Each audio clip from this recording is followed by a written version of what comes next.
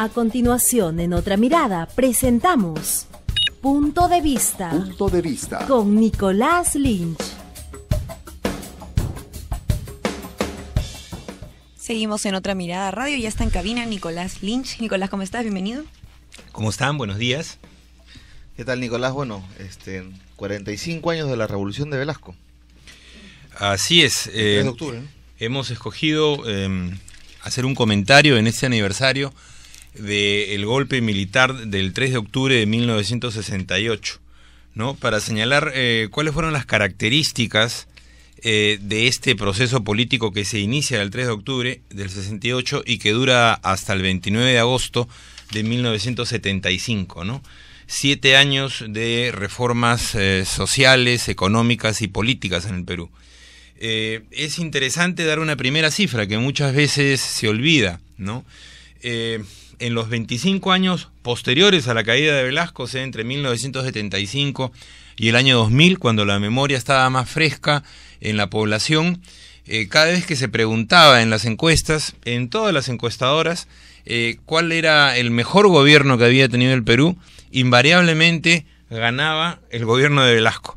Y eso que el gobierno de Velasco fue una dictadura. No podemos obviar el carácter político autoritario de este gobierno.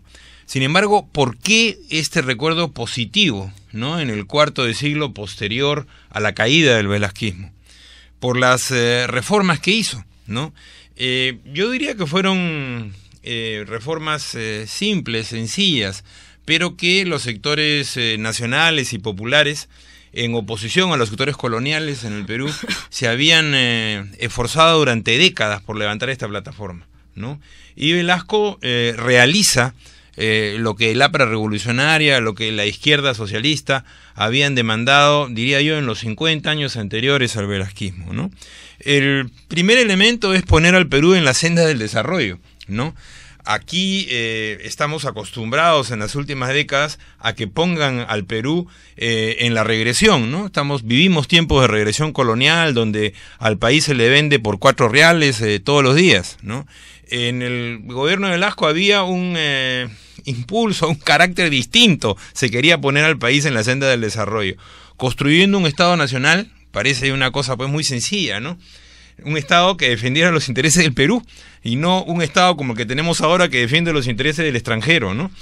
Y que desarrollara un proceso de democratización social, o sea, que multiplicara la ciudadanía en diversos aspectos, en los aspectos civiles, sociales, políticos, ¿no? Fíjense ustedes, desde el principio del siglo XX se discutió sobre la propiedad de la Vereda Ipariñas, en Talara, de los yacimientos de la Vereda Ipariñas. Velasco solucionó el problema en una semana, ¿no? Nacionalizó la Vereda Ipariñas, ¿no? Durante 40 o 50 años se discutió sobre el tema de la reforma agraria. Velasco hizo la reforma agraria más radical de América Latina. Repartió 10 millones de hectáreas entre aproximadamente medio millón de familias, ¿no?, a lo largo de 7, 8 años. Al mismo tiempo, en términos de producción industrial, Velasco elevó la participación del Producto Bruto Interno de la industria a un poco más del 26%, ¿no? Hoy día creo que está en un dígito nada más la participación industrial, o sea, más o menos la tercera parte. Velasco legalizó, o sea, mejor dicho, dio una vía de desarrollo al sindicalismo como jamás había ocurrido antes en la historia del Perú. En 7 años, entre el 68 y el 75, se legalizaron tantos sindicatos, 2.115 sindicatos, como se habían legalizado en los 30 años o 40 años anteriores, desde que se empezó la legalización sindical en 1936, ¿no? Este impulso a la democratización social fue muy importante para enterrar la dominación oligárquica, que no solo funcionaba, como decía Mariatti, con el poder gamonal terrateniente, sino que funcionaba en diversos aspectos de la vida social, ¿no? Con Velasco se dio la primera legislación para el empleo doméstico, por ejemplo. Con Velasco se promovieron las comunidades industriales, o sea, la cogestión laboral. Se formaron aproximadamente 4.000 comunidades laborales, ¿no? Y esta democratización social que luego se expresa en los grandes paros nacionales del 77 y del 78, en la formación de Izquierda Unida, creo que fue el legado más importante del velasquismo a la historia posterior, ¿no? Nicolás, bueno, has hecho la semblanza de las personas que de alguna manera reconocemos en Velasco un proceso democratizador. Sin embargo, mucha gente piensa que Velasco malogró la producción agraria, que se tiró abajo los grandes complejos algodoneros y azucareros. ¿Tú qué tienes que decir al respecto? ¿Cómo les dirías que la reforma agraria fue un fracaso, ¿no? ¿Tú qué piensas? Bueno, yo creo que la reforma agraria nos libró, ¿no?, de una guerra civil en los años posteriores, porque las condiciones de abuso y de explotación en el campo, no solo en el campo capitalista costeño, sino en el campo feudal y semifeudal serrano, eran horrorosas. Allí está nuestra literatura, las novelas de José María Arguedas, de Ciro Alegría, para demostrarlo. Velasco terminó con ese tipo de dominación social. Ahora, es cierto que el modelo productivo con el que quiso reemplazar a la antigua hacienda semifeudal o a la hacienda capitalista costeña fue ineficaz, ¿no? Eso es verdad. Ello llevó al reparto de la tierra en los años posteriores y a una reconcentración actual que también, como señalan diversos expertos, va a traer problemas en los años que siguen. Reforma agraria.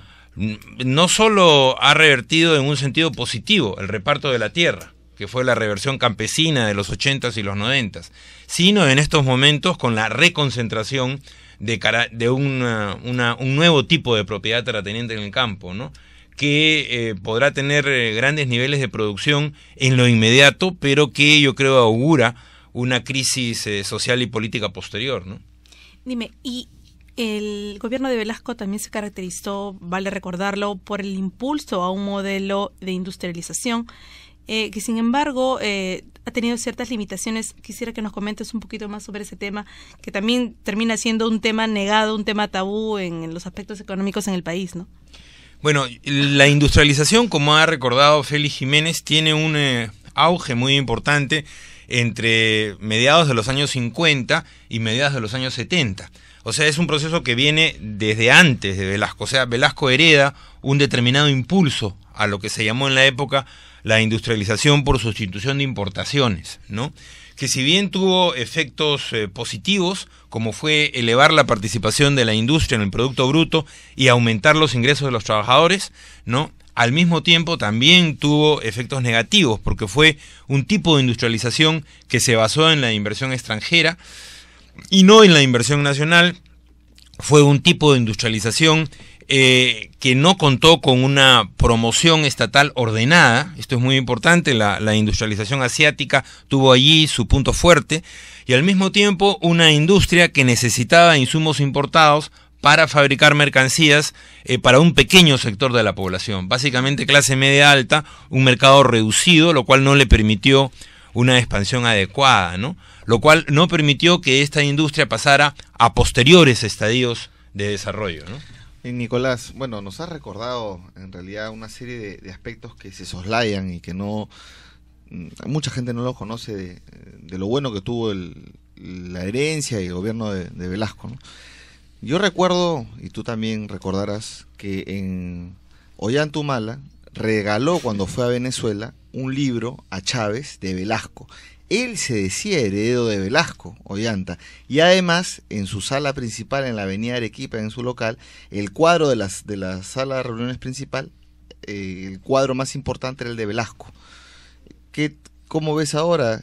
Traicionó no solamente a su votante, sino a Velasco y a él mismo y a Chávez y a todos. A su mentor histórico, digamos. Bueno, yo creo que Ollanta Humala ha abandonado esta inspiración, como ha abandonado tantas otras cosas en los últimos 2 años, ¿no?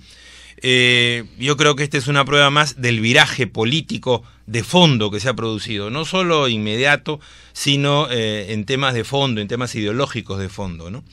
Yo quisiera no dejar de lado la contradicción más importante del régimen de Velasco, ¿no?, que es la contradicción entre el carácter político de dictadura, entre este carácter político autoritario y la democratización social que produce.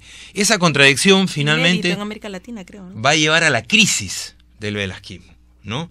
¿Por qué? Porque es fundamental para que se lleven adelante las reformas la institución que toma el poder, que son las Fuerzas Armadas y en particular el Ejército, y la personalidad de su líder, Juan Velasco Alvarado, ¿no? De gran vocación popular, pero de un corte claramente autoritario, personalista, ¿no? Entonces, yo creo que esta discrepancia, esta contradicción entre esas características del liderazgo político y el proceso de democratización social que produce, nunca se van a poder superar, ¿no? Mucha gente cree que la democracia tiene nada más una dimensión política.